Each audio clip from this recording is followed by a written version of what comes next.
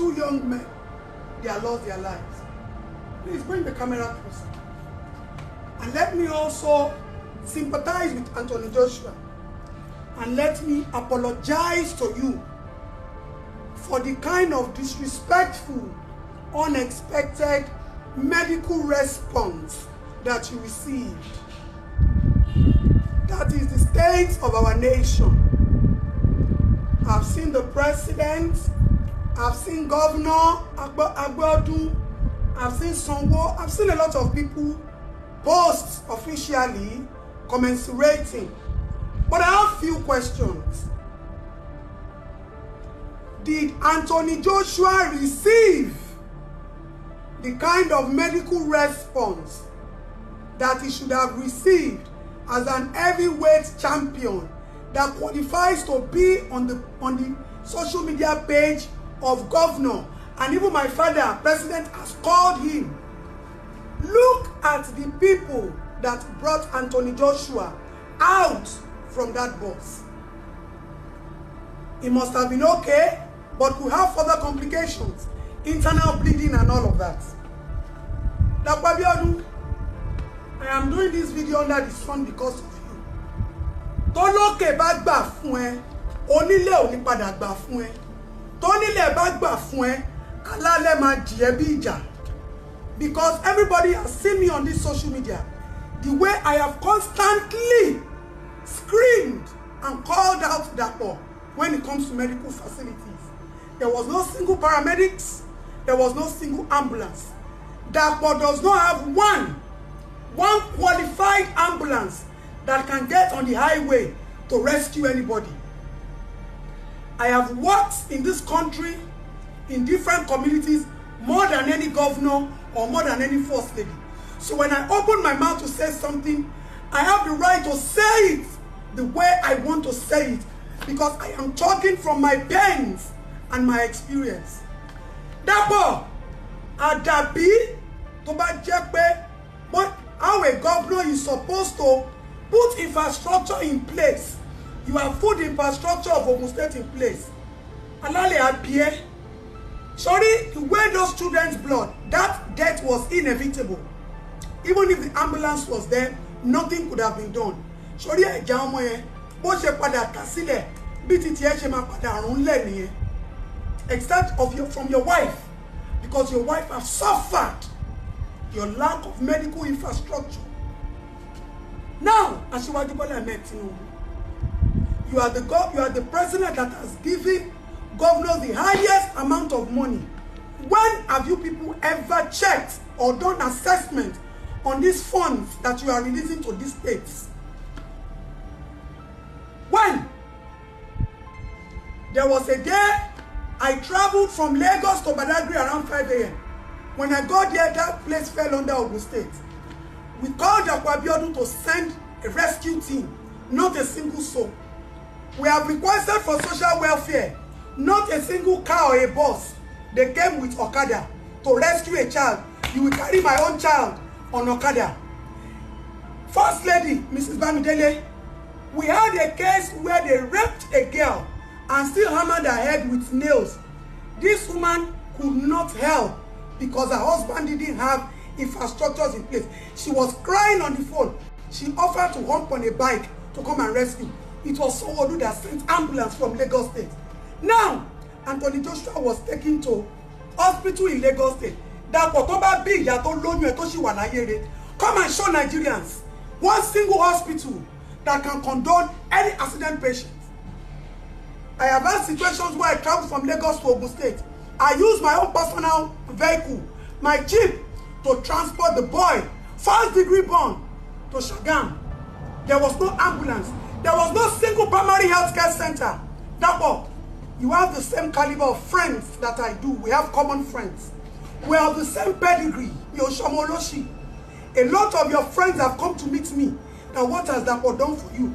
And for years, I have constantly said, for Dapo not to have one ambulance, that is inhuman. That is very insensitive. And now, you people have showed us to the whole world that our infrastructure system is in shambles and nothing to write home about. Not even a single paramedic, not a single glove, not a single ambulance. Ordinary area boys. Dapo ayé ò lè padà dá. Ẹni tó bá lóhùn fẹ́ yẹ, thank God ó ti ta mí lọ́fẹ̀ẹ́ rí. Ṣùgbọ́n tí mo pẹ́ mi gan ẹlẹ́bọra mo ju àwọn ìyá ẹ lọ. But we will not stop telling the truth. If you had paid attention, just 1% of the attention you paid to that stolen airport that you said belongs to your mother and your Iperu people, that airport belongs to Ilishun, but you are claiming it's Iperu. If you had spent 1% attention that you gave to that airport to medical facilities in Ogun State, we will not have cases of lost lives, negligence. When I was growing up, by that toll gate, there's always a permanent ambulance there. And federal road safety people. We don't see them anymore. We don't see them anymore. Because you are only interested in infrastructures that will generate funds. All you do is to acquire people's lands. Where is the money? At least, I'm giving you to the end of today. Let Governor Dapo Abiodun show on his page. At least, show me 5 ambulances. 10 well-equipped ambulances. If I call someone now, I will see 50. Someone and I are not friends. But posterity will judge him well because he has done minor things like this. Dapo Abiodun, President Tinubu, send people out to check these governors. All the funds that they have received, where are these funds? Where are this money? You people have disgraced us on the international stage. They have seen that we don't have medical facilities. What a shame to a country who is claiming that everything is being fixed. Dapo Abiodun olè ni ẹ́. Dapo ìpìlẹ̀ ìyà ló máa fi jẹ. Ẹ̀yin ìyà ló máa fi jẹ. You have killed so many souls. You have ignored so many people. You have shattered so many lives. And this is another one. Anthony Joshua could not receive an ambulance carriage because you don't have one. Shebi, you took him to Lagos Hospital. Let me show Nigerians your hospital. I have worked in all states, so I can tell first class information, the status of our medical system. All of them have to come from Ogun State to Lagos State to receive medical attention. I have more than 700 cases that have the proof, and I will show it if the government decides to probe us. So, thank you for posting Anthony Joshua on your page, yo. And thank you for letting the world know that it is only some caliber of people that will meet it to your page with the same treatment. Anthony Joshua, one year again, or what area boys ló gbé, ojú òtí. What? Dapo Abiodun, Adabi, if you are giving medical infrastructure attention, nìkan ló lè wọ èpè kúrò lórí ẹ. Ilẹ̀ òkèrè Ọlọ́run bá dẹ̀ ń gbọ́, ó máa láre kú ni. Ẹ̀jẹ̀ máa rùn pa ni. Ó máa nínú sàárè ìnira máa dé bá ẹ tán ni. Because you are a wicked soul. You are a heartless soul. And all your friends can bear me witness. How we have constantly discussed, but you are just inhuman and you are a born thief. Ìyá tó bí ẹbí olè. Olè alágbádé, olè onísuit. Even your wife can testify. Mi ò lè ṣépè fún Aunty Bamidele because she has seen it countless times. I left Badagry. They were calling me for another case in Ikorodu.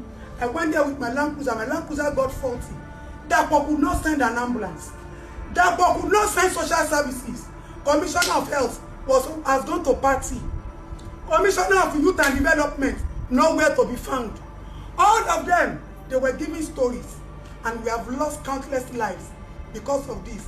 Anthony Joshua, welcome to the Nigeria that you carry their flag. But we all receive the same treatment. May the souls of the past on rest in peace.